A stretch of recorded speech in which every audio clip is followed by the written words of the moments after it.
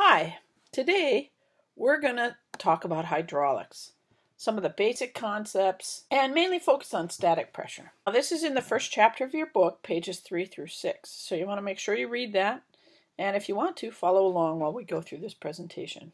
Now, hydraulics is the behavior of fluids, and in our case we're going to be focusing on water.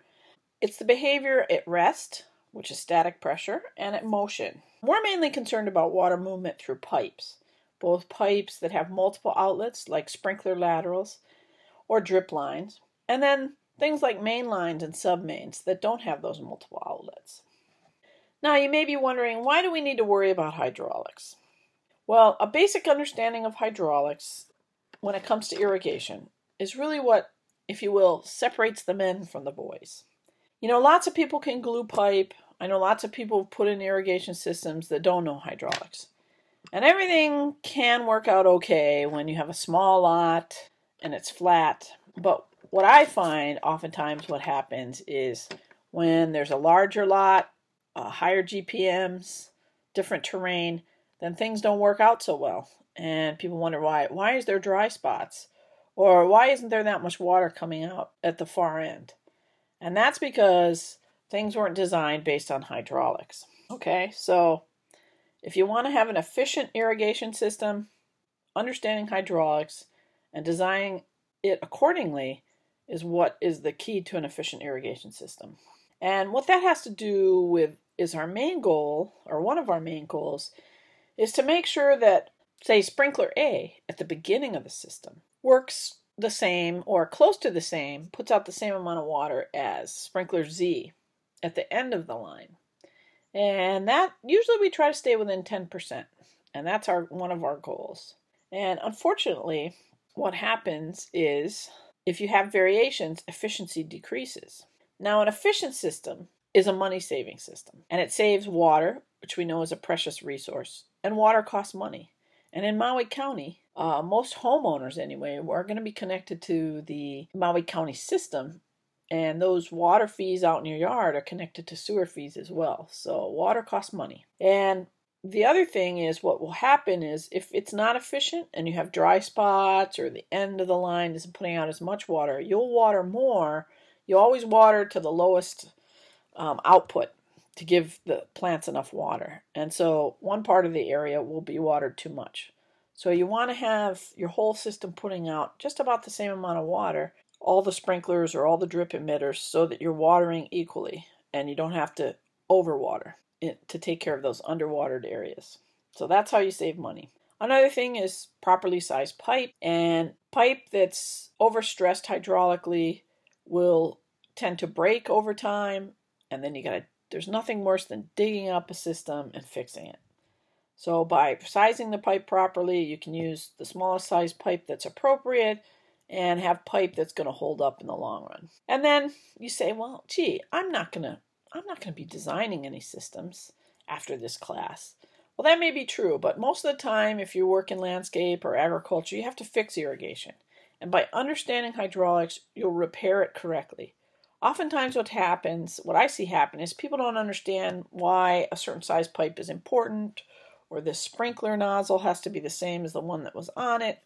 And they just fix stuff with whatever's in their truck. And over time, that decreases the efficiency, and pretty soon you have a real hamajag system that's not working all that well. And that's because people don't understand hydraulics. Okay? So maintenance is really important, that you understand what's going on. Also, if you have a problem system, sometimes knowing hydraulics allows you to fix it. And you want to keep that integrity and efficiency of your system going in order to save money and water. Now, today we're going to focus on static pressure. And static pressure is also known as water pressure or head pressure. Another word for that is hydrostatic. Those are the properties of water at rest, and that's what we're going to focus on first. This is our starting point for just about all of our calculations. Now, this pressure comes from the basic properties of water. Your book talks about this. You know, water will take any shape. You can't really compress it. It's also pretty heavy, 8.3 pounds per gallon. And as you all know, water flows downhill. And because of all those properties, it exerts pressure. Now, I'm going to show you where some important numbers that we're going to use come from. Pressure equals the weight in our case, of water, the unit weight of water. Now, if you were with AG&NR and dealing with molasses, or the rum company dealing with alcohol, you would have to substitute the unit weight of that particular liquid to do the same thing. But those liquids also have all these same principles of hydraulics. So it's weight times the height of the column of liquid. Now, it turns out at 60 degrees Fahrenheit, water weighs 62.37 pounds per cubic foot. If you had a column that was 1 foot high, the pressure would be 62.37 pounds per square foot. Now, we all know that there's 144 square inches in a foot, 12 by 12. So if we take 62.37 pounds per foot squared, we divide it by 144 inches squared per foot squared, then we get this kind of magic number, and that's 0.4331 psi. We're going to use that number, you're going to see in quite a few of our calculations. And I'm just showing you where it comes from.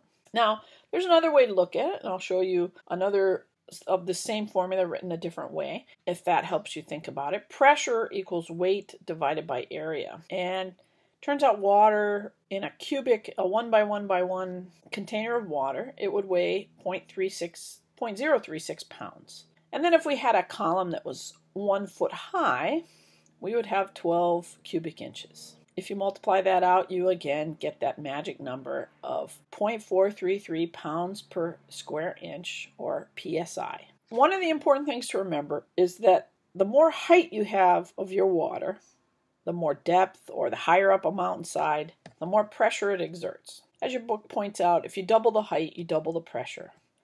So that if our column was 2 foot high, we'd have 0.866 psi. Another place to get an important number is here. In a column, if we had a 1-inch column again, and we actually made it, instead of 1 foot high, we made it 2.31 feet tall, it turns out you'd have 1 pound of water. So 2.31 feet equals 1 psi. So, 2 1/3 foot elevation gives you 1 psi. So that's another kind of important number we're going to use quite a bit. And then, once again, if you take 1 pound divided by 2.3, you get 0.43 psi. So these are where these important numbers are going to come from.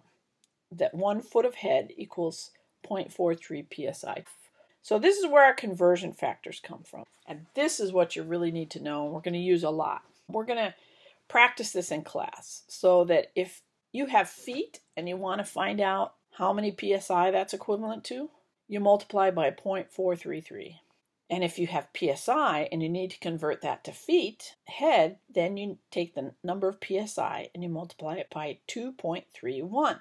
This is what we're going to do in class. We're going to practice this so that you get the hang of going from feet to psi and back. Because basically, foot, head, and psi are measuring the same thing. They're just different types of measurements, just like inches and centimeters. And we have to convert back and forth. There's another important thing to remember, and this is a test question, so pay attention, that pressure is independent of area. So it doesn't matter how wide that column of water is. What matters is its height. Most of us in Hawaii, you experience head pressure. If you've ever been snorkeling, when you go under the water, there's that pressure, it puts pressure on your ears, you got to clear your ears. And so the deeper you go, the higher that column of water, and that's where that pressure comes from, this head pressure. Keep this in mind that, if you go 10 feet down in the Pacific Ocean out snorkeling, there's the same pressure as there is if you go 10 feet down in the War Memorial Pool. Even though the volume of water is greater, the height is the same, and so you get the same pressure. And here's another example where it doesn't matter, the volume of water, the shape of the container, the shape of the reservoir, if you will. It shows you that it's the height. All of these have the same pressure. So a baby pool in 100-foot elevation exerts the same pressure as a 1-acre reservoir at 100-foot elevation. So you'd have the same head pressure in both of those instances. So why do we care about static pressure? As I said, it's going to be the starting point for many of our calculations. It also becomes especially important when you have a site with changes in elevation, because static pressure is going to increase if you go downhill, or decrease as you go uphill. Now this is water sitting still. So if you have a series of sprinkler heads and the pipe's running uphill, the sprinkler head at the end will have less static pressure to begin with. Now, if you have a flat ground, you don't have to worry about it quite so much other than it's your starting point for your calculations. You're not going to get all those changes.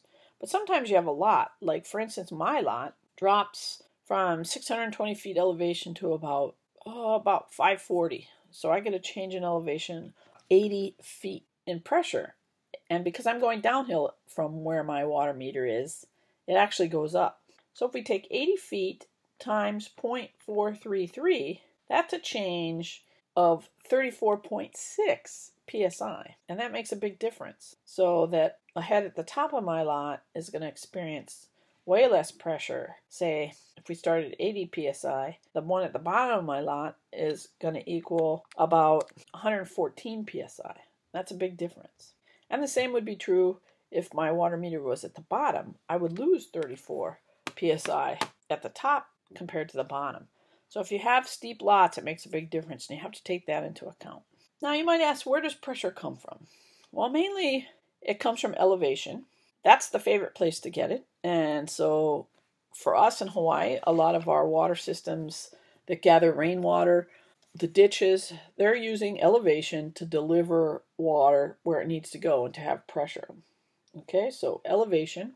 The other way is to use energy and pumps. And so we pump from wells, we pump uphill. You may have a pump to increase pressure somewhere along a long length of run. And of course, pumping is expensive. And in fact, the water department uses a high percentage of Maui's entire electricity output to pump water from wells. And when it's dry, they have to pump uphill up to Kula. They try to avoid that as much as they can because it takes energy and costs money. But that's where pressure comes from. You can't get pressure from anywhere else. Now, this is what we're going to be doing in class. We're going to be doing these conversions. And why do we need them? Well, you have to compensate for those elevation changes, like I gave you the example of my yard. Now, elevation, we measure that in feet. However, sprinkler heads, pressure gauges, pipe, it's all rated or based on pounds per square inch. Or, of course, you can do this in metrics as well, and you'll see that in your book and also in the catalogs. They have the metric version. We're, in this class, using the English version because most of us use that, but you can do it in metrics as well. Because of this, a lot of times you have to go just back and forth between feet head and PSI, just like you might have to go between feet and kilometers. So we're going to be seeing lots of examples and practicing in class. So you get very adept at converting these numbers back and forth between feet and PSI. Now please think about the questions you have from this presentation and the book and bring them to class for discussion. Also, try to answer the short quiz in Laulima before you come to class so that you can see what you understand and what you don't, so that we can clarify anything that needs to be straightened out in class. So until then, I'll see you in class. Aloha!